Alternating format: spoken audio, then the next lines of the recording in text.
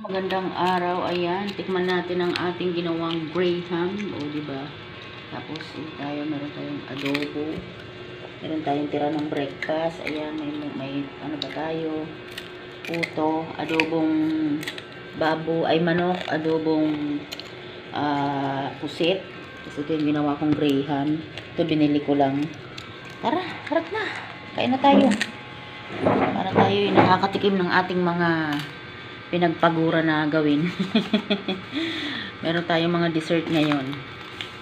Ngayon ay ano ba ngayon? January 14 na. January 14. Diba?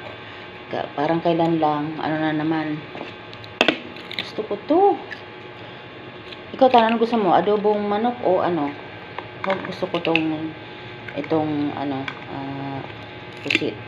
Tikman natin tong pusit. Ayaw ko yung pusit. O, adobong manok ka. Huwag ka daw mag-inarte, sabi ng mami mo.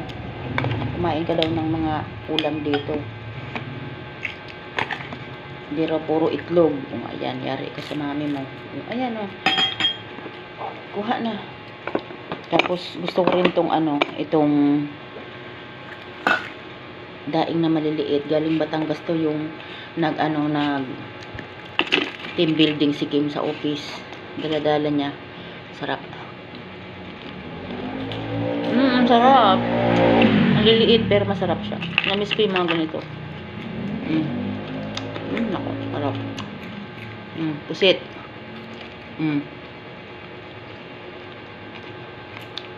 The best.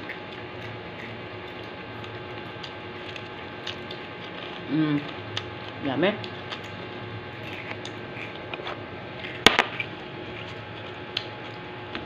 Kain po. Nakakauhaw lalo.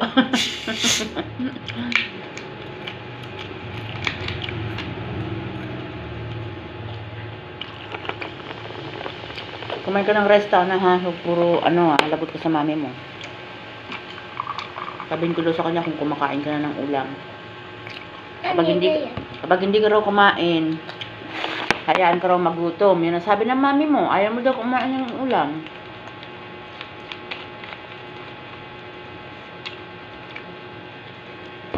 Ito kanina yung isang ko. Thank you for watching. Happy lunchtime. Ito. Adobong pusit. Ito. At tikman din natin ng adobong manok. Kanina yan yung isang ko. Adobong manok. Kanina yung isang Kaya na patana. Ano ba nandito? Thank you for watching. 3 minutes lang tayo. 3 minutes lang tayo. Pag di masyado mahabang video. Maraming salamat. Happy lunchtime po. Kain.